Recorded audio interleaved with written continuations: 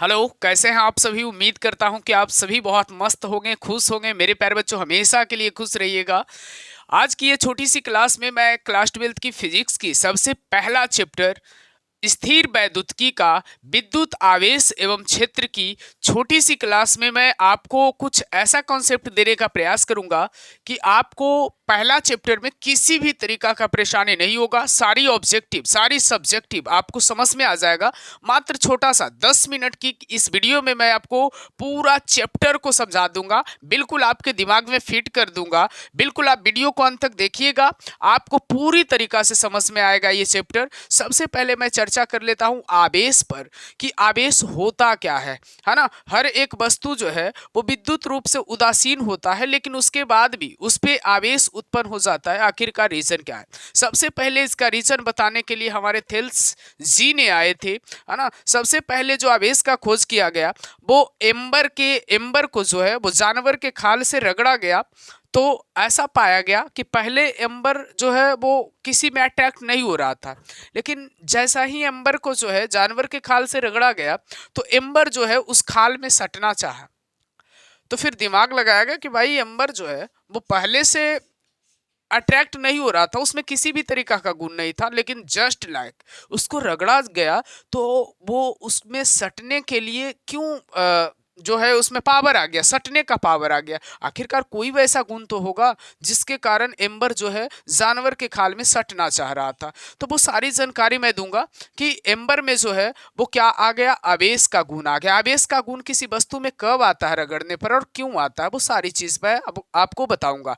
सबसे पहली अगर बात किया जाए तो किसी भी वस्तु को जब रगड़ा जाता है तो रगड़ने से जो है जिस वस्तु का विद्युत ऋणता कमजोर होता है उस वस्तु से इलेक्ट्रॉन निकल करके जिस वस्तु का विद्युत ऋणता ज्यादा होता है उस वस्तु में चला जाता है, और जिस वस्तु से इलेक्ट्रॉन निकलता है वो धनावेश उस पर आ जाता है, और जिस वस्तु में इलेक्ट्रॉन जाता है वो वस्तु में ऋणावेश आ जाता है, मतलब इलेक्ट्रॉन आ जाता है। और जिसमें इलेक्ट्रॉन आएगा उस वस्तु में करने का का गुण आ जाता है, मतलब वस्तु को आवेशित करने का उसमें गुण आ जाता है ना। तो सारी बात आपको मैं बताऊंगा, है ना, कि इलेक्ट्रॉन जो जाता है क्या कुछ द्रव्यमान लेकर के जाता होगा। बिल्कुल, क्योंकि इलेक्ट्रॉन का एक अपना द्रव्यमान होता है। तो जब अपना द्रव्यमान होता है तो वो तो अपना द्रव्यमान लेकर के जाएगा, यानी किसी से इलेक्ट्रॉन जब निकलता है ना तो उसका द्रव्यमान भी कमता है, द्रव्यमान पर भी जो है वो असर पड़ता है, और जिसमें इलेक्ट्रॉन जाता है उसका द्रव्यमान भी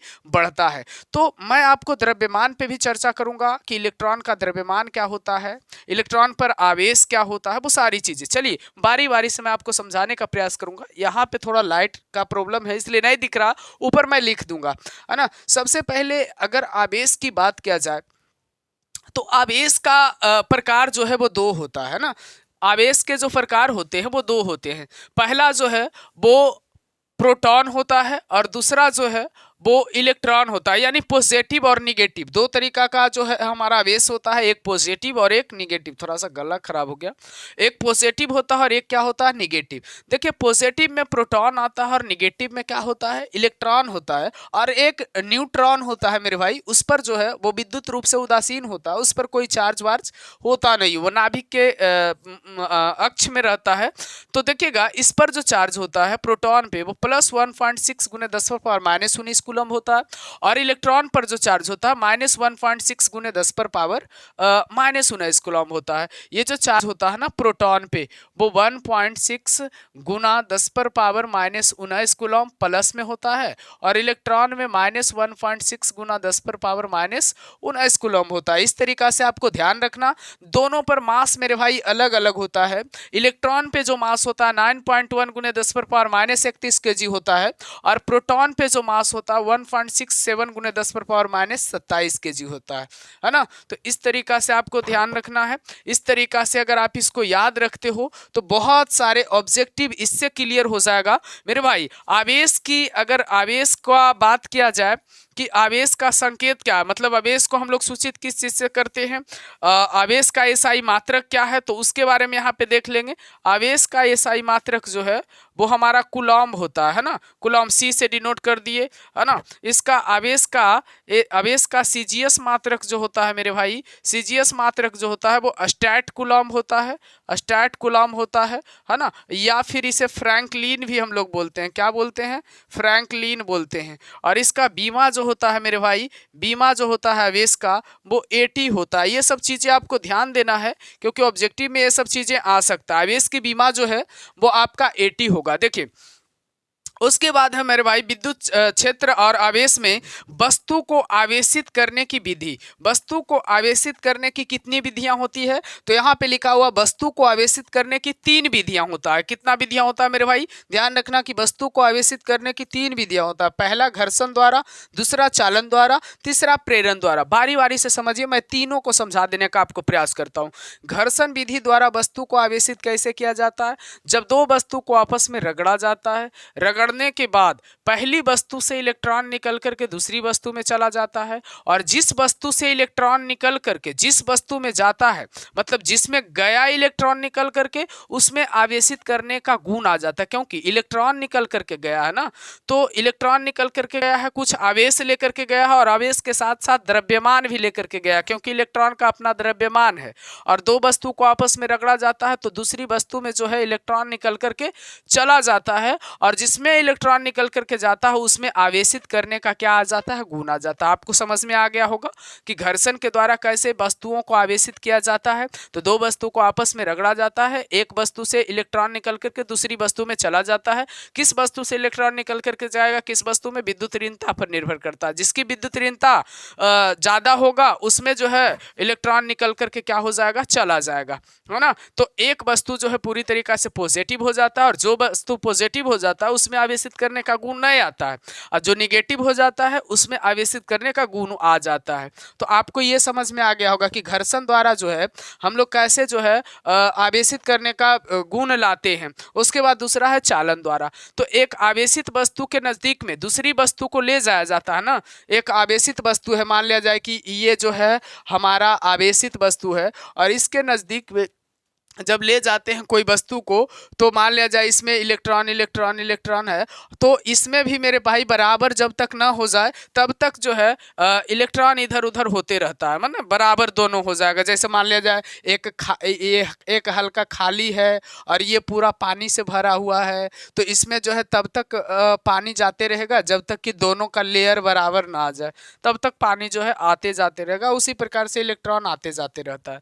तीसरा विधि मैं आपको बताता हूँ प्रेरण द्वारा। ये प्रेरण का सिस्टम क्या है भाई, तो प्रेरण का सिस्टम है कि कोई आवेशित वस्तु में निरावेशित वस्तु को जब सटाया जाता है ना, कोई आवेशित वस्तु में निरावेशित वस्तु को सटाया जाता है ना, तो वो आवेशित, निरावेशित के मतलब जिसमें कोई आवेश ना हो, तो वो आवेशित वस्तु से निरावेशित वस्तु में इलेक्ट्रॉन चला जाता है। उसी को हम लोग जो है वो प्रेरण द्वारा आवेशित करने का विधि कहते हैं ना। किसमें, एक आवेशित वस्तु में निरावेशित वस्तु को सटाया जाता है, तो आवेशित वस्तु से निरावेशित वस्तु में इलेक्ट्रॉन का ट्रांसफर होना ही हम लोगों को क्या कहलाता है, प्रेरण विधि द्वारा कहा जाता है उसको, है ना। उसके बाद है मेरे भाई, उसके बाद इधर देखिएगा आवेशों के गुणधर्म। आवेश का गुणधर्म क्या है, आवेश जो है किस गुणधर्म पर काम करता है उसको भी हम लोगों को समझना है।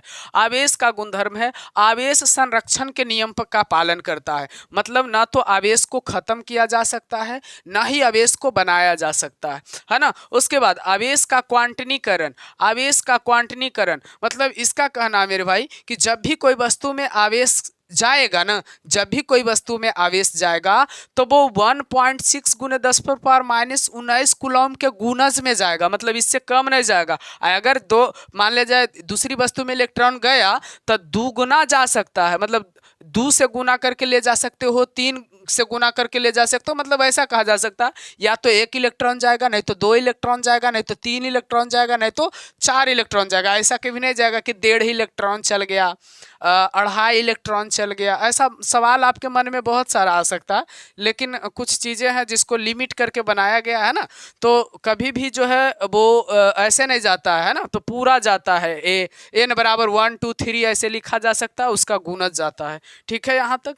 आवेश का योज्यता का नियम, आवेश का योज्यता का नियम मेरे भाई, सभी आवेश को जो है एफ वेक्टर के एफ वेक्टर पर, एफ वेक्टर बराबर f1 vector plus f2 vector plus f3 vector, सबको जो है एक साथ जोड़ दिया जाता है ना। इस नियम का ये पालन करता है। उसके बाद है मेरे भाई, उसके बाद है सब महत्वपूर्ण चीज है, ये भी आपको ऑब्जेक्टिव में आता है और पूछा जाता है, विद्युत क्षेत्र रेखाओं का गुणधर्म। विद्युत क्षेत्र रेखाओं का गुणधर्म क्या होता है? तो देखिए, विद्युत क्षेत्र रेखा जो है वो निगेटिव से किधर जाता है? पॉजिटिव की ओर। विद्युत क्षेत्र रेखा जो है निगेटिव से पॉजिटिव की ओर जाता है। उसके बाद ये विद्युत क्षेत्र रेखा कभी भी बंद लूप नहीं बनाती है। विद्युत क्षेत्र रेखा जो है कभी भी बंद लूप नहीं बनाती है, याद रखिएगा। ये सतत होती है, मतलब लगातार होती है, कहीं पे टूटती नहीं है। सतत का मतलब क्या होता है? लगातार होता है। तो विद्युत क्षेत्र रेखा जो है वो सतत होती है। ये जो है मेरे भाई एक दूसरे को काटती नहीं है। विद्युत क्षेत्र रेखा एक दूसरे को काटती नहीं है, ये भी आपको ध्यान रखना है। विद्युत क्षेत्र की तीव्रता जो है समानुपाती होती है विद्युत क्षेत्र रेखाओं के घनत्व के, ये भी आपको ध्यान रखना है ना।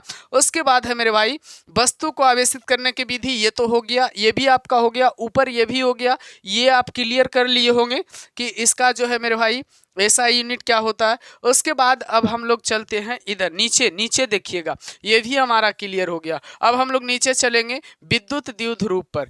विद्युत द्विध्रुव का फॉर्मूला होता है वेक्टर P बराबर Q इंटू 12 वेक्टर मेरे भाई। उसके बाद विद्युत द्विध्रुव आघूर्ण का मात्रक जो होता है कूलॉम मीटर होता है, और इसकी दिशा जो है वो निगेटिव से किधर होता है मेरे भाई? पॉजिटिव की ओर होता है ना, ध्यान रखिएगा। उसके बाद सतत आवेश वितरण रैखिक में जो है मेरे भाई, सतत आवेश वितरण के रैखिक में ध्यान रखिएगा, रैखिक के मतलब होता है सीधा। रैखिक के मतलब क्या होता है? सीधा लाइन। तो सीधा लाइन के लिए L बराबर सिग्मा क्यू। सिग्मा क्यू के मतलब, सिग्मा के मतलब योग होता है, क्यू के मतलब आवेश, मतलब आवेशों का योग। ऐसा बोला जा सकता है पहला आवेश से लेकर के n आवेश, मतलब बहुत सारे आवेशों का योगफल। यहाँ ऊपर सिग्मा क्यू के मतलब हुआ n बराबर 1 से लेकर के n तक, है ना। सिग्मा के बारे में अगर आपने मैथ्स में पढ़ा होगा तो आपको पता होगा कि n बराबर 1 से लेकर के n तक। अब जयगो क्यू रहेगा, सब ऊपर जुट जाएगा, नीचे l हो जाएगा। उसके बाद पृष्ठीय है मेरे भाई, पृष्ठीय है तो आपका यहाँ पे सिग्मा बराबर क्या हो जाता है? आपका सिग्मा क्यू बटा एरिया। पृष्ठीय है तो क्षेत्रफल की बात किया जाएगा तो क्या हो जाएगा? नीचे एरिया। रैखिकता इसलिए सीधा, इसका मतलब क्या हो जाएगा? एल। और पृष्ठीय कहेगा तो नीचे एरिया हो जाएगा। ऊपर जितना आवेश है सबका योगफल हो जाएगा। आयतनीय कहेगा मेरे भाई तो रो बराबर क्या हो जाएगा? सिग्मा क्यू बटा आयतन है तो आयतन का जो है हम लोग का इंग्लिश वॉल्यूम जानते हैं, तो यहाँ पे सिग्मा क्यू बटा क्या हो जाएगा? भी हो जाएगा। इस तरीका से आपको याद रखना है मेरे भाई। अगर इतना आप याद रखते हो तो इसके बाद आपको पहला चैप्टर जो है फिजिक्स का पहला चैप्टर जो क्लास 12th का, उसका ऑब्जेक्टिव एक भी नहीं छूटेगा, है ना। तो सबसे पहली बात मैं मोटा मोटी फिर से आपको बता देना चाहता हूं कि मास ऑफ इलेक्ट्रॉन आपको याद रखना, मास ऑफ प्रोटॉन याद रखना है, इलेक्ट्रॉन पे चार्ज कितना होता है, प्रोटॉन पे चार्ज कितना होता है, सारा चीज डिटेल किया हुआ है ना। आवेश का एसआई मात्रक क्या होता है, सीजीएस मात्रक क्या होता है ना। तो इस तरीका से सारा चीज मैं मेरे भाई क्लियर करवाने का प्रयास किया हूँ। अगर आपको नहीं समझ में आती है तो फिर से एक बार पुनः वीडियो को देख लीजिए, आपको बिल्कुल समझ में आ जाएगा मेरे भाई। तो बाय बाय, फिर मिलते हैं आपसे। अगर किसी भी टॉपिक पे दिक्कत होता है कमेंट में आप ज़रूर बताइएगा, मैं उसको सिखाने का थोड़ा सा आपके लिए प्रयास ज़रूर कर सकता हूँ, है ना। जितना हो सके हमसे मेहनत कर सकता हूँ आपके लिए। ठीक, बाय बाय।